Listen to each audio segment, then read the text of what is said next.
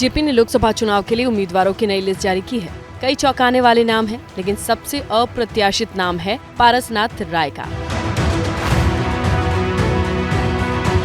पारसनाथ राय वो शख्स जिनका नाम उम्मीदवारी ऐलान से पहले शायद ही किसी ने सुना हो, लेकिन बीजेपी ने इन पर भरोसा जताया।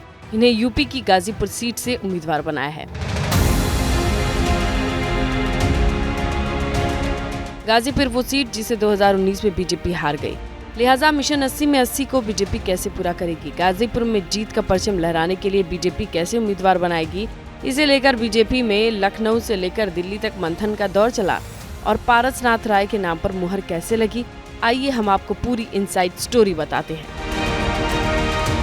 बलिया और गाजीपुर सीट से भूमिहार और ठाकुर समुदाय से उम्मीदवार देने पर विचार हुआ। चूंकि बलिया से वीरेंद्र सिंह मस्त का टिकट कटा, लिहाजा बलिया से भूमिहार उम्मीदवार देने पर नाराजगी बढ़ सकती है। इसीलिए बलिया से पूर्व सीएम चंद्रशेखर के बेटे राज्यसभा सांसद नीरज शेखर को टिकट देने पर फैसला हुआ। अब गाजीपुर की बारी थी, तो पिछला चुनाव भूमिहार उम्मीदवार मनोज सिन्हा लड़े। इसके लिए गाजीपुर से फिर से भूमिहार उम्मीदवार उतारने पर फैसला किया गया। चूँकि कोई और दमदार उम्मीदवार नहीं दिखा, तो पारस राय के नाम पर मुहर लगी। जब मुझे पहले बताया गया तो हमको नहीं लगा कि मैं प्रत्याशी हो गया हूँ। हम चौंके नहीं, हमको लगा कि संगठन ने कोई दूसरी जिम्मेदारी दे दी, तो अब ये काम करना चाहिए।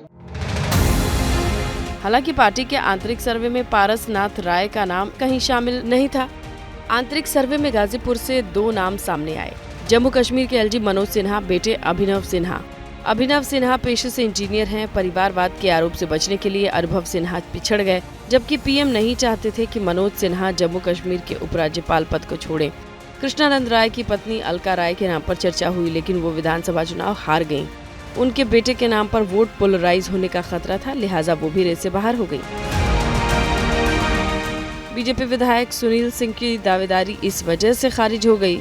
इसके बाद आरएसएस की ओर से पारसनाथ राय का नाम आगे बढ़ाया गया। उनके नाम पर मुहर लगी। पारसनाथ राय गाजीपुर के सिखड़ी गांव के रहने वाले हैं। बचपन से ही आरएसएस से जुड़े हैं। 1986 में गाजीपुर जिला कार्यवाहक बने। अब जौनपुर में सह विभाग संपर्क प्रमुख हैं। क्रय विक्रय सहकारी समिति की जंगीपुर के अध्यक्ष हैं। पारसनाथ राय 2 स्कूल 1 कॉलेज के प्रबंधक हैं। उन्होंने बीएचयू से पोस्ट ग्रेजुएशन किया, जहां उनकी मनोज सिन्हा से करीबी बढ़ी। मनोज सिन्हा के अब तक के हुए सभी चुनाव में पारस राय ने ही पूरी जिम्मेदारी संभाली। हम एक साधारण स्वयंसेवक रहे हैं। संघ ने जो काम दिया है, संगठन ने हमेशा उसको पूर्ण मनोयोग से पूरा किया है। आज संगठन ने सोचा कि मैं पार्लियामेंट लड़ूं, तो अचानक सूचना मेरे पास आई। मैं तैयार हूं लड़ने के लिए। पारसनाथ राय गाजीपुर में शिक्षा के क्षेत्र में खासा नाम रखते हैं। छवि एकदम साफ सुथरी। उनके चुनावी मैदान में आने से गाजीपुर में माफिया बनाम क्लीन इमेज का नैरेटिव सेट किया जा सकता है। बीजेपी ने इस एक सीट के जरिए पूर्वांचल की कई सीटों के लिए संदेश दिया। गाजीपुर, बलिया, घोसी, आजमगढ़, वाराणसी जैसी लोकसभा सीट पर क्लीन इमेज बनाम बाहुबल का संदेश देने की कोशिश कर रही है। इसके साथ ही गाजीपुर में भूमिहार को टिकट देकर भूमिहार समाज को संदेश, बलिया में वीरेंद्र सिंह मस्त का टिकट काटकर राजपूत समाज के ही नीरज शेखर को टिकट देकर राजपूतों को भी संदेश दिया गया। गाजीपुर वो आजकल सुर्खियों में है। मुख्तार अंसारी की मौत के बाद वहां सरगर्मी कुछ ज्यादा ही बढ़ गई है।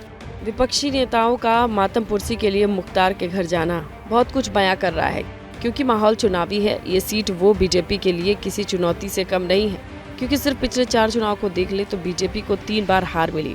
2004 में समाजवादी पार्टी के टिकट पर अफजाल अंसारी जीते, तो 2009 में समाजवादी के ही राधा मोहन जीत गए। हालांकि 2019 में बीएसपी के टिकट पर अफजाल अंसारी दूसरी बार सांसद चुने गए। अब इस बार उन्हें समाजवादी पार्टी ने टिकट दिया है। अब अपने खिलाफ पारसनाथ राय के आने से अफजाल नहीं मानते कि उनके सामने कोई चुनौती है। बड़ी लंबी प्रक्रिया होती है, लोगों को टिकट मांगने की लाइन में लगना पड़ता है। वो बेचारे खुद ही कह रहे हैं कि हमने मांगा ही नहीं, तो ये तो देने वाले की दरिया दिली है, इतना मांगने वाले को भी दे रही है। मैंने आपसे एक बात कहा, मैं तो सिपाही हूँ संगठन का, चाहे सामने कोई भी हो, चाहे 1 बार वाला हो चाहे 5 बार वाला हो, मुझे तो लड़ना है और लड़ाई जीतनी है, ये मैं जानता हूँ। गाजीपुर में कभी अंसारी की तूती बोलती थी। वो जिस पार्टी के सपोर्ट में रहता उसे जीत मिलती, उसका खौफ भी था। लेकिन जाति समीकरण भी बहुत कुछ कहते हैं। गाजीपुर लोकसभा सीट यादव मुस्लिम बहुल मानी जाती है। इसके बाद दलित, क्षत्रिय, बिंद, मुस्लिम और राजभर के साथ अन्य जातियों के वोटर्स आते हैं। यादव वोटर करीब 3.25 लाख, तो 3 लाख से अधिक मुस्लिम वोटर्स हैं। दलित वोटर्स की संख्या 3.5 लाख के करीब है। कुशवाहा वोटर्स की संख्या करीब 2.5 लाख है।